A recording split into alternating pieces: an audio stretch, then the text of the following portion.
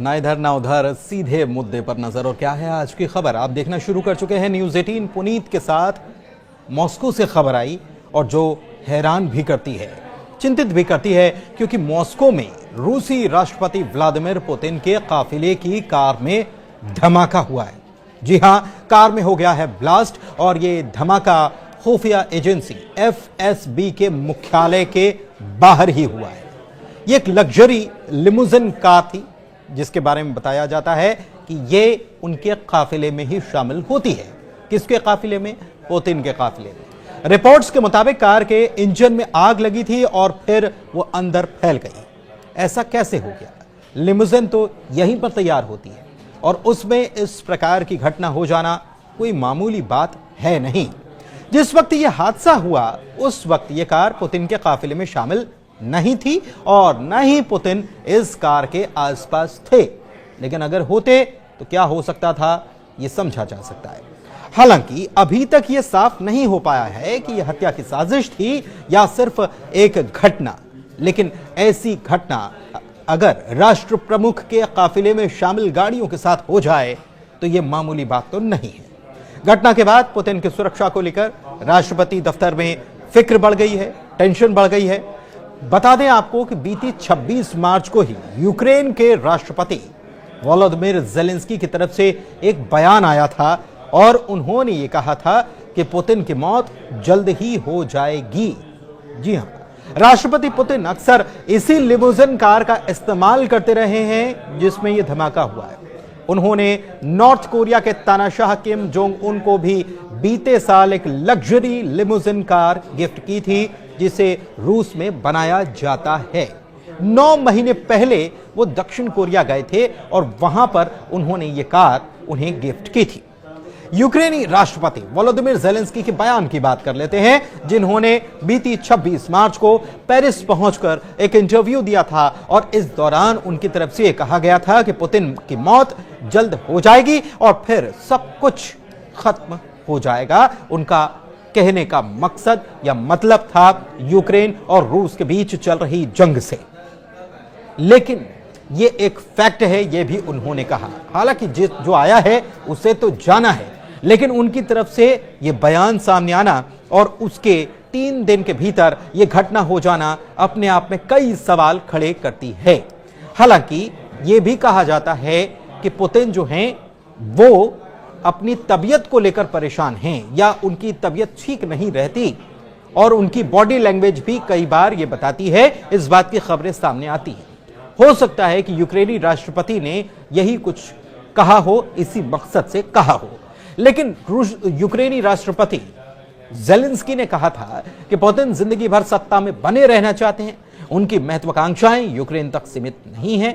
उनका पश्चिमी देशों से भी सीधा टकराव हो सकता है, यह उन्होंने कहा था। वैसे पुतिन की सुरक्षा की अगर बात कर ली जाए तो उनकी सुरक्षा 4 घेरों में होती है। काफी टाइट सिक्योरिटी रहती है। पुतिन के बॉडीगार्ड खुद को उनके मस्केटियर्स कहते हैं। इसमें रूस की फेडरल सिक्योरिटी फोर्स यानी कि FPS या FSO के लोग शामिल होते हैं। पुतिन खुद जो हैं वो भी अंडरकवर एजेंट रह चुके हैं और वो भी ब्लैक बेल्ट और तमाम चीजों में माहिर है। बाकी अगर उनकी सिक्योरिटी की बात की जाए तो उनके सिक्योरिटी में जो लोग तैनात होते हैं, इनके पास बिना किसी वारंट के तलाशी लेने, निगरानी करने, गिरफ्तारी करने और अन्य सरकारी एजेंसियों को आदेश जारी करने तक का अधिकार इनके पास होता है। सड़क पर पुतिन एक हथियारों से लैस कॉन्वॉय यानी कि काफिले के साथ चलते हैं, जिसमें AK-47 टैंक रोधी grenade launcher, portable anti aircraft मिसाइलें और तमाम सिक्योरिटी की चीजें शामिल होती हैं, जिसका शायद कहीं जिक्र भी ना मिलता हो। जब पुतिन भीड़ में होते हैं तो भी सुरक्षा उनके 4 घेरे में रहती है, लेकिन इनमें से सिर्फ एक सेक्शन में उनके बॉडीगार्ड ही नजर आते हैं। कितनी टाइट सिक्योरिटी रहती है, इससे समझिए कि दूसरा घेरा भीड़ के बीच छिपा होता है, ताकि अगर भीड़ में से कोई अटैक करने की कोशिश करता है तो उसे भी तुरंत न्यूट्रलाइज किया जा सके। तीसरा घेरा भीड़ के किनारे पर होता है। इसके अलावा आसपास की छतों पर स्नाइपर्स भी बैठे होते हैं। पुतिन के बॉडीगार्ड्स को रिटायरमेंट के बाद नया पद दिया जाता है। यह भी है कि उनके बॉडीगार्ड जो 35 साल से 35 साल उनकी उम्र होती है उसके बाद रिटायर कर दिए जाते हैं।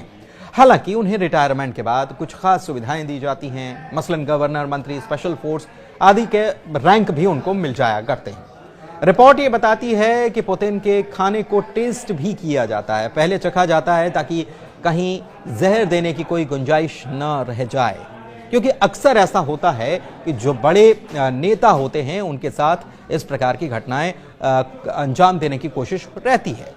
तो ऐसे में सवाल ये है कि ये जो धमाका हुआ है आखिर इसके पीछे कौन है? क्या एक ये सामान्य सी घटना है या फिर इसके पीछे कोई साजिश काम कर रही है? इसे इसलिए भी जोड़ा जा रहा है क्योंकि हाल ही में यूक्रेन के राष्ट्रपति वोलोदिमीर ज़ेलेंस्की की तरफ से यह बयान सामने आया था और इस बयान के 3 दिन के भीतर इस प्रकार की घटना हो जाना सवाल खड़े करती है। लेकिन इसके पहले भी, जैसा कि हम आपको बता रहे हैं कि इसके पहले भी पुतिन के स्वास्थ्य को लेकर तमाम तरीके की बातें, ये कह लीजिए कि अफवाहें सामने आती रही हैं, चाहे उनके हाथ के काम करने की बात हो या फिर उनके चेहरे के हाव भाव की बात हो। ये कहा जाता रहा है कि उनको कई सारी बीमारियां हैं, अल्जाइमर जैसी बीमारी के बारे में भी कहा जाता है कि उनको अल्जाइमर यानी कि भूलने तक की बीमारी हो रही है। लेकिन इस बीच ये घटना हो जाना अपने आप में चिंता की बात है। बता दें आपको कि हाल में यूक्रेन और रूस के बीच में जो युद्ध चल रहा है इसकी शांति के लिए लगातार प्रयास किए जा रहे हैं। अमेरिका इसमें प्रयास कर रहा है और मध्यस्थता भी कर रहा है, जिसको लेकर मीटिंग जो है वो सऊदी अरब में चल रही है। लगातार मीटिंग्स हो रही हैं और इस बीच काला सागर में युद्ध विराम की बात हो या फिर दूसरी जगहों पर युद्ध विराम की बात हो, ये बातें चलती रही हैं। और इस बीच बयान सामने आता है यूक्रेन की तरफ से कि इस पर लिखित में जब तक कुछ नहीं हो जाता तब तक कोई भी चीज जमीन पर नहीं उतर सकती, जबकि रूस के राष्ट्रपति पुतिन की तरफ से यह भी कह दिया गया कि यूक्रेन में तो सरकार है ही नहीं, वहां तो मार्शल लॉ लगा हुआ है और यूक्रेन के राष्ट्रपति का चुनाव जो हुआ था उसे हुए 1 साल पूरा हो चुका है, उस कार्यकाल को समाप्त हुए 1 साल पूरा हो चुका है। और अगर यूक्रेन के साथ कोई डील की जाती है तो उसकी वैधता कितनी है, ये भी सवालों के घेरे में है। इसीलिए पुतिन की तरफ से यह कहा गया कि यूएन की देखरेख में पहले यूक्रेन में एक सरकार स्थापित की जाए, ताकि अगर अभी की स्थिति में हम कोई डील साइन कर लेते हैं तो हो सकता है कि आने वाली सरकार उसके ऊपर सवाल खड़े कर दे और उस डील का कोई महत्व नहीं रह जाएगा। लेकिन यहां ये बात गौर करने वाली है कि ज़ेलेंस्की के पहले जो यूक्रेन की बागडोर संभाल रहे थे उनके ऊपर यह आरोप लगते रहे हैं कि वो पुतिन की कठपुतली थे। तो क्या पुतिन यहां पर यही चाहते हैं? बहुत सारी बातें हैं। फिलहाल तो ये चर्चा सबसे ज्यादा गर्म है कि काफिले में जो कार इस्तेमाल होती थी, जो लिमोजिन कार, जो कि सुपर लग्जरी कार कहलाती है और केवल लग्जरी कार नहीं होती बल्कि सुरक्षा इंतजाम भी उसमें भरपूर होते हैं, उसमें उसके इंजन में आग लग जाना और पूरी गाड़ी में ये फैल जाना, क्या कोई साजिश है? और अगर है तो इस साजिश में किसका हाथ है, ये सवाल अभी भी बना हुआ है। धन्यवाद।